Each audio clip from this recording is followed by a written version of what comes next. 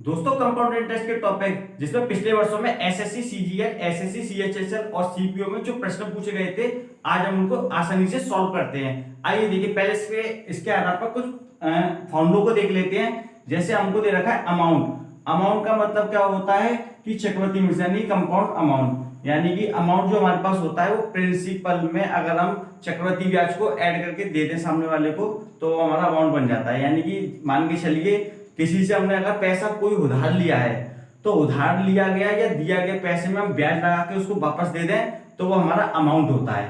तो अमाउंट हमें फाइंड करने के लिए फॉर्मूला होता है कि P1 + R/100 की पावर n। तो ए का मतलब है चक्रवृद्धि मिश्रण यानी कि चक्रवृद्धि अमाउंट को ए से डिनोट करेंगे। प्रिंसिपल का मतलब है पी यानी कि मूलधन को पी से डिनोट करेंगे, समय को एन से और चक्रवृद्धि ब्याज को सी से और दर को आर से प्रदर्शित करेंगे। चलिए प्रश्नों को स्टार्ट करते हैं। वह धनराशि बताइए जो 2 वर्ष के बाद 10% चक्रवृद्धि ब्याज की दर पर 2420 रुपए हो जाए। तो अभी तक किसी ने अगर हमारे सिंपल इंटरेस्ट की पार्ट 1 नहीं देखा तो आप वहां से उसको देख लीजिए, क्योंकि वहां पे मैंने इसकी फ्रैक्शन के बारे में पूर्ण रूप से बताया है। ठीक है, तो आपके वहां से क्लियर हो जाएंगे। आइए देखिए क्वेश्चन नंबर 1, वह धनराशि ज्ञात कीजिए 2 वर्ष के बाद 10% चक्रवृद्धि ब्याज, यानी कि हमको जो रेट ऑफ परसेंट दे रही है वो दे रखा है हमको 10%। ठीक है, इसके बाद हमसे कहा है कि चक्रवृद्धि ब्याज की दर पर 2420 रुपए हो जाए, यानी कि ये जो हो जाएगा मतलब है कि इसमें कंपाउंड इंटरेस्ट और प्रिंसिपल ऐड है, यानी कि हमें अमाउंट दे रखा है यानी कि सी ए कंपाउंड अमाउंट दे रखा है कितना 2420 रुपए। ठीक है, अब देखिए रेट ऑफ परसेंट हमको दे रखिए 10%। 10% का मतलब होता है कि 10 को ऊपर लिखिए और परसेंट का साइन हटाएंगे, नीचे डिवाइड करेंगे 100 का।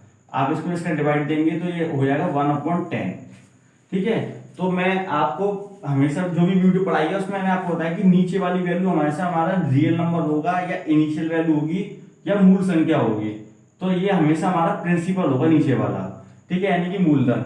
मान के चलिए आपने किसी से 10 रुपए उधार लिए यूनिट में, तो 10 रुपए पर 10% आपने ब्याज दिया 1 साल के लिए, तो आपको ब्याज कितना देना पड़ा 1 रुपये, यानी कि 10 रुपए का आप 10% निकालेंगे तो आपको 1 रुपये ही प्राप्त होगा। तो अगर प्रिंसिपल में ये 1 साल का निकला, प्रिंसिपल में कंपाउंड इंटरेस्ट को ऐड कर दें यानी कि इसमें इसको जोड़ दिया जाए तो ये कितना हो जाएगा, ऊपर 11 और नीचे हो जाएगा 10। ये नीचे हो जाएगा आपका प्रिंसिपल और ऊपर हो जाएगा आपका अमाउंट।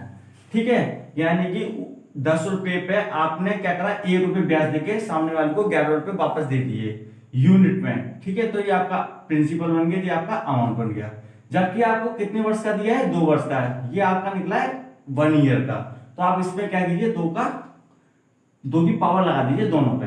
ठीक है, आप इसको खोलते हैं तो इसका मतलब हो जाएगा, इसका स्क्वायर खोलेंगे तो 121 और इसका खोलेंगे तो 100 यानी कि 100। ठीक है, तो आपका ये ऊपर वाला अमाउंट है और नीचे वाला प्रिंसिपल है यूनिट में। तो आपको देखिए क्वेश्चन में आपको अमाउंट दे रखा है ऑलरेडी, तो आप ये वाली वैल्यू इसके इक्वल है तो आप इसको इसके इक्वल रख दीजिए सामने। कितना देगा 2420। ठीक है, आप इसका इसमें डिवाइड देंगे तो इसका इसमें आप अगर डिवाइड देंगे तो कितनी बार जाएगा 12 दूनी 24 यानी कि 20 बार चला जाएगा। ठीक है, और आपका अगर ये 20 का आप इसमें गुणा करते हैं तो यही आएगा, यानी मल्टीप्लाई 121 का अगर 20 से मल्टीप्लाई करेंगे तो यही आएगा। तो आप क्या कीजिए नीचे वाली वैल्यू में भी 20 से मल्टीप्लाई कर दीजिए, तो इस पर आप मल्टीप्लाई करेंगे तो ये 2000 आ जाएगा। तो आपसे पूछ क्या रहा है कि वह धनराशि बताइए, तो वह धनराशि कितनी है 2000 रुपए। ये हो जाएगा आपका आंसर। मैं आपको इसको एक ट्रिक से सॉल्व करना और सिखा देता हूं जिससे आपके सारे की सारे प्रश्न सॉल्व हो जाएंगे। तो मान के चलिए जो हमारा 10% था, 10% का हमने जो फ्रैक्शन बनाया था वो बना था हमारा 1/10। ठीक है, आपको क्या करना है, जो आपका मूलधन है ये मैंने आपको बताया जो 10 था मूलधन, आप इसका स्क्वायर कर लीजिए क्योंकि 2 वर्ष का बोल रहा है ना, तो आप इसका स्क्वायर करेंगे तो कितना हो जाएगा 100। ठीक है, तो मान के चलिए आपके जो प्रिंसिपल है वो 100 है, तो आपको 2 वर्ष की कह रहा है। 2 वर्ष का मतलब फर्स्ट ईयर और सेकंड ईयर, यानी कि 2 वर्ष हो गए आपके, ये हो गया फर्स्ट और ये हो गया सेकंड ईयर। ठीक है, तो आपको इस पे ब्याज लगानी है। तो फर्स्ट ईयर पे जो आपकी ब्याज लगी थी वो कितनी है 1/10, यानी कि आप इसका 1/10 निकालेंगे। सेकेंड ईयर पे भी आपकी कितनी ब्याज लगी है 1/10, यानी कि 1/10 इस पे जो ब्याज लगी है वो निकालिए। तो आप फर्स्ट ईयर की जो ब्याज निकालेंगे इसमें इसका करेंगे, यहाँ पे देखो साइड से 1/10 करेंगे तो कितना आ जाएगा, 10 ही आएगा। ठीक है, ऐसे यहाँ पे निकालेंगे तो 10 हो जाएगा। तो देखो ये जो अभी निकली है वो है साधारण ब्याज, क्योंकि साधारण ब्याज प्रत्येक वर्ष समान होती है, और हमको निकालनी है नेक्स्ट ईयर की, यानी कि ये तो साधारण ब्याज और चक्रवृद्धि ब्याज फर्स्ट ईयर की समान होती है, लेकिन सेकंड ईयर की साधारण ब्याज समान होगी लेकिन चक्रवृद्धि ब्याज समान नहीं होगी। तो देखिए सेकंड ईयर की चक्रवृद्धि ब्याज निकालते हैं, तो मैंने आपको बताया तो ब्याज तो मिलेगी लेकिन ब्याज पर ब्याज भी लगेगा। तो देखिए इसकी जो ब्याज निकलेगी, इस पे जो ब्याज लगेगी वो आपको सेकंड ईयर में मिलेगी। तो आप इस पे ब्याज लगाइए कितनी, 1/10, यही वाली ब्याज लगेगी हर बार। तो इसका आप 10 का 1/10 निकालेंगे तो आपको कितना ब्याज प्राप्त होगा, 1। तो मैंने आपको बताया ये वाली जो कंडीशन है ये है आपकी साधारण ब्याज यानी कि सिंपल इंटरेस्ट। जबकि आप सारा का सारा जोड़ देते हैं, ये 10, 10 और 1, ये आपका हो जाएगा कंपाउंड इंटरेस्ट। ठीक है, क्योंकि देखिए साधारण ब्याज तो प्रत्येक साल समान होती है, लेकिन देखिए पहली साल में जो साधारण ब्याज है वो 10 है, दूसरी साल में साधारण ब्याज 10 है, लेकिन पहली साल में साधारण ब्याज और चक्रवृद्धि ब्याज समान है, जबकि दूसरी ईयर में जो चक्रवृद्धि ब्याज आएगी वो आपकी 11 आएगी। ठीक है, सेकेंड ईयर में। लेकिन टोटल अगर आप देखेंगे चक्रवृद्धि ब्याज तो 10, 10 और 1, 21, यानी कि आपकी 21 आएगी चक्रवृद्धि ब्याज। जबकि साधारण ब्याज की बात करें तो कितनी हो जाएगी आपकी, 20। ठीक है, तो क्वेश्चन में ये अमाउंट दे रखा है क्वेश्चन में हमको। तो सबसे पहले देखिए कि अमाउंट होता क्या है। प्रिंसिपल में अगर कंपाउंड इंटरेस्ट को ऐड कर दिया जाए तो वो क्या हो जाता है, अमाउंट हो जाता है। यानी कि 100 में अमाउंट निकालने के लिए प्रिंसिपल में अगर हम किसको, कंपाउंड इंटरेस्ट को ऐड करते हैं, यानी प्रिंसिपल हमने माना 100 और कंपाउंड इंटरेस्ट हमारी है 21, तो कितना हो गया, 121। इसकी वैल्यू हमको क्वेश्चन में दे रखी है कितनी है, 2420। आप इसमें डिवाइड करेंगे तो कितनी बार आएगा, 20 बार। तो आप देखिए यहाँ से जो भी आप प्रश्न में पूछा गया आप यहाँ से आराम से निकाल सकते हैं। आपसे पूछा गया प्रिंसिपल, तो प्रिंसिपल में आप 20 का इंटू कर दीजिए, कितना हो जाएगा, 2000 रुपए। अगर आपसे पूछा कि चक्रवृद्धि ब्याज कितनी है तो आप क्या करते, इसमें 20 का इंटू कर देते, तो ये कितना हो जाएगा, 2 और 4, यानी 420 रुपए। अगर आपसे पूछा कि साधारण ब्याज कितनी है तो आप इसमें भी 20 का इंटू कर देते, तो यानी कितना हो जाता है, ये 400, 2 दूनी 4। ठीक है, इस प्रकार से आप क्वेश्चन को आराम से सॉल्व कर सकते हैं। क्वेश्चन देखिए, कोई धनराशि 10% चक्रवृद्धि ब्याज वार्षिक 3 वर्ष में 6,655 रुपए हो जाती है, धनराशि कितनी है। ये question SSC CGL tyre 1 CVE 2016 में पूछा गया था। तो देखिए सबसे पहले हमको दे रखा है क्वेश्चन में रेट ऑफ परसेंट, कितना दे रखा है, 10%। टाइम दे रखा है हमको 3 ईयर और 6,655 रुपए हो जाती है, यानी कि अमाउंट हमको कितना रखा है, 6,655 रुपए। तो देखिए सबसे पहले 10% का फ्रैक्शन बनाते हैं। 10% का फ्रैक्शन बनाएंगे हम तो इसका होता है 1/10 यानी 1/10।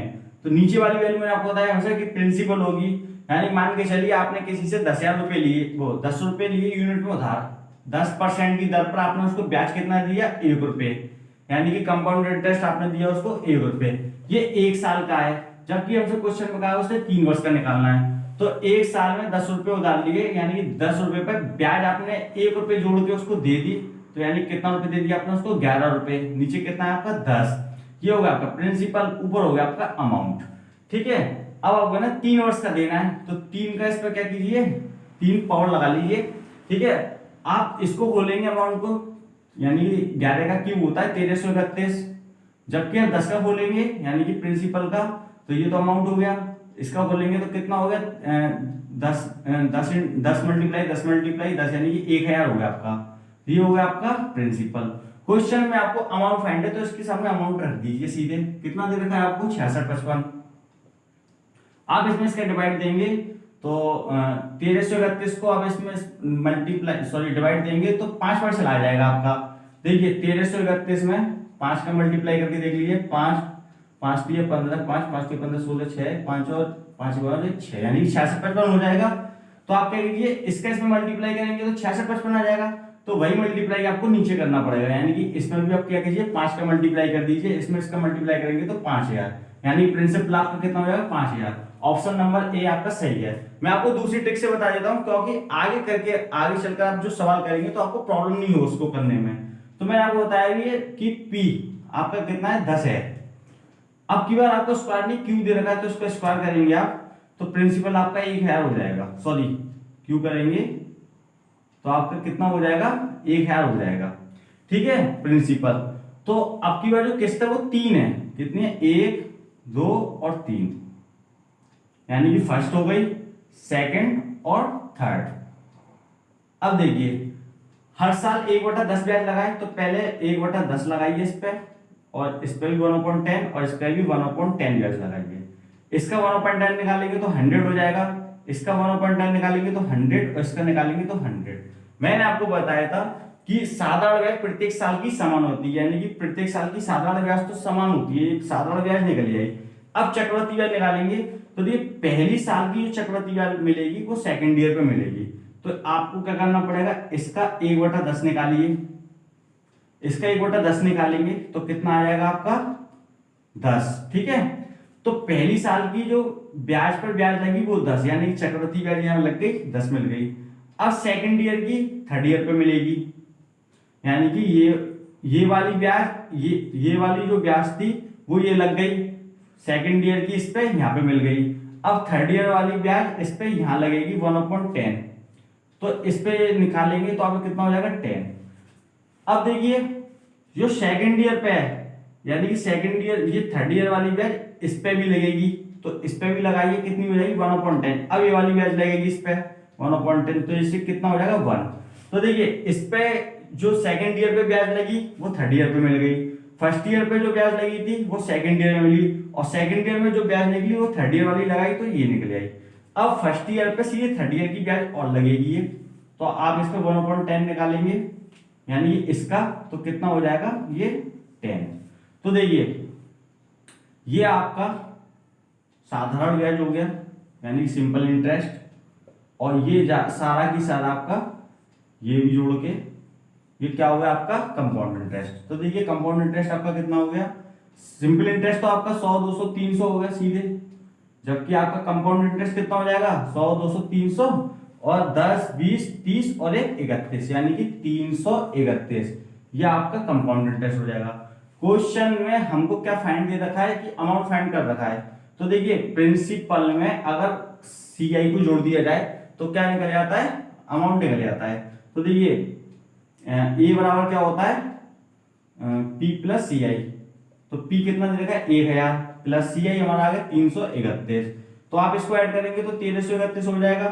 और आपको जो वैल्यू दे रखी है वो अमाउंट की दे रखी है कितनी 6655, इसमें आप डिवाइड करेंगे तो कितनी बार गया था 5 बार चला गया था, तो यानी कि आप किसी में भी 5 का मल्टीप्लाई करेंगे आपका आंसर आता चला जाएगा। यानी आपसे अमाउंट प्रिंसिपल पूछा, प्रिंसिपल में 5 का मल्टीप्लाई करेंगे तो कितना आ गया 5000 रुपए, ये हो गया आपका आंसर। आपसे कंपाउंड इंटरेस्ट पूछता तो आप इसमें क्या करते 5 का मल्टीप्लाई कर देते, इसमें हम 5 का मल्टीप्लाई करेंगे 5 3 5 15 और कह दी 15 और 1 16, यानी कि 1655 आपका क्या हो जाता कंपाउंड इंटरेस्ट।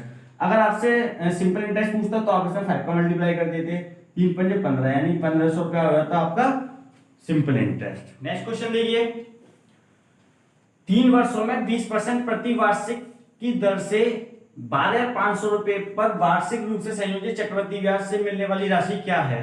ये एसएससी सीएएफएफ दिल्ली पुलिस एसआई 2017 का क्वेश्चन है। तो देखिए आप, तो सबसे पहले देखिए रेट ऑफ परसेंट कितनी दे रखी है आपकी 20%, टाइम कितना दे रखा है आपको 3 ईयर। ठीक है, इस बार आपको 12,500 रुपए पर, यानी कि आपको प्रिंसिपल दे रखा है कितना 12,500 रुपए। तो 20% का फ्रैक्शन बनाएंगे आप, तो 20% का फ्रैक्शन होता है कितना 20 ऊपर लिखिए और डिवाइड में लिखिए 100, यानी कि 20 पंजे 100, यानी कि 1/5। तो मैंने आपको बताया कि नीचे वाली राशि आपकी हमेशा प्रिंसिपल होगी। 5 रुपए आपने उधार लिए हैं तो 20% आपने उस पर ब्याज दिया है, यानी कि ब्याज आपने कितना दिया 1 साल का 1 रुपए, ये आपका आ गया ब्याज। तो देखिए मैं आपको सेकंड वाली ट्रिक से फॉलो करता हूं क्वेश्चन को। मान के चलिए कि जो आपका प्रिंसिपल है कितने वर्ष का है आपका 3 वर्ष का, यानी कि इस पे आप क्या कीजिए 3 5 पे क्यूब कर लीजिए। आप इसका क्यूब करेंगे तो कितना हो जाएगा 25 और 25 पंजे 125, यानी कि 125 रुपये मान के चलिए आपका प्रिंसिपल है, तो आपको इस पर 3 ब्याज लगेंगी 3 वर्ष की, 3 वर्ष के लिए लिया है तो 3 वर्ष के लिए लगाइए इस पर।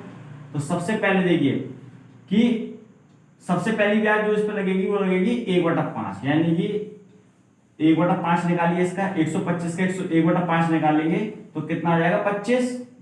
ऐसा लिखिए फर्स्ट सेकंड और थर्ड, यानी 3 ब्याज लग रही है। तो फर्स्ट ईयर पे लगेगी तो इस 125 का 1/5 करेंगे तो कितना आ जाएगा आपका 25, ठीक है। ऐसे सेकंड ईयर का निकालेंगे आप तो कितना हो जाएगा 25 25, और ऐसे थर्ड ईयर का निकालेंगे आप तो कितना हो जाएगा 1/5 25। तो मैंने आपको बताया था कि प्रत्येक वर्ष का साधारण ब्याज समान होता है जबकि चक्रवृद्धि ब्याज अलग होता है। नहीं, पहले साल का साधारण ब्याज और चक्रवृद्धि ब्याज समान होता है खाली, यानी सिंपल इंटरेस्ट और कंपाउंड इंटरेस्ट। तो देखिए जो फर्स्ट ईयर पे जो ब्याज लगी है 25 रुपए, तो ये सेकंड ईयर वाली जो ब्याज है ना वो इस पे लग के सेकंड ईयर पे मिलेगी। तो देखिए इस पे लगाइए 1/5, ये वाली इस पे लगी तो इस पे कितना मिल गया आपको 5, ठीक है। अब इस वाले 5 पे ये थर्ड ईयर वाली लगेगी तो इस पे लगाइए आप, इस वाले 5 पे तो कितना लगेगी ये थर्ड ईयर वाली, ये हो जाएगी आपकी 5 के इसमें डिवाइड देंगे तो 1 ही आ जाएगा, ठीक है। अब देखिए ये जो सेकंड ईयर वाली है वो सेकंड यानी थर्ड ईयर वाली बैच इस पे लगेगी तो आपको थर्ड ईयर में मिलेगी। 1/5 निकालेंगे इसका तो कितना हो गया 5। अब आपकी लास्ट ब्याज आएगी ये थर्ड ईयर वाली है वो इस पे लगेगी सीधे, ठीक है। 1/5 लगाएंगे आप इस पे, यानी थर्ड ईयर पे सीधे तो कितना आ जाएगा आपका 5। तो ये देखिए ये वाली जो कंडीशन है आपकी, ये आपका हो गया साधारण ब्याज, सिंपल इंटरेस्ट प्रत्येक वर्ष का समान होता है। जबकि देखिए चक्रवृद्धि ब्याज पहले साल का और साधारण ब्याज पहले साल का समान होता है, नहीं 25-25। सेकंड ईयर का अगर मैं चक्रवृद्धि ब्याज की बात करूं तो 25 और 5 30 हो जाएगा, और थर्ड ईयर की केवल बात करूं तो 25 और 5 30, और 30 और 5 35 और 1 36 हो जाएगा। लेकिन आपको टोटल चाहिए तो टोटल कितना हो गया इस समय पे, तो देखिए 25 दूनी 50, 25 3 75, 75 और 5 80, 80 और 80 और 5 85, 85 और 5 90 और 1 91, टोटल हो गया 91 CI। कितना हो गया 91, जबकि साधारण ब्याज कितना होगा आपका 75। तो देखिए हमको क्वेश्चन में दे रखा है प्रिंसिपल हमको दे रखा है कितना 125, इसके सामने रख दीजिए कितना 12500, आप इसमें इसका डिवाइड देंगे कितनी बार जाएगा 100 बार। तो आप जिसमें भी 100 का इंटू करेंगे मल्टीप्लाई करेंगे वो आपका आंसर आ जाएगा। तो सबसे पहले CI निकालिए, इसमें 100 का मल्टीप्लाई करेंगे इसमें तो कितना आ जाएगा ये 9100 हो जाएगा, यानी 9100 रुपए। तो हमको पूछ क्या रहा है मिलने वाली राशि क्या है, यानी अमाउंट पूछ रहा है, तो अमाउंट क्या होता है P + CI। तो P कितना आ गया आपका 12500, CI कितना निकला है आपका 9100। आप इन दोनों को ऐड कर दीजिए कितना आ गया 006 और 21, यानी कि 21,600 रुपए, ये हो जाएगा आपका आंसर। अगर आपसे साधारण ब्याज पूछता तो आप इसमें भी मल्टीप्लाई करा देते, 100 का कितना हो जाता है 7,500 रुपए।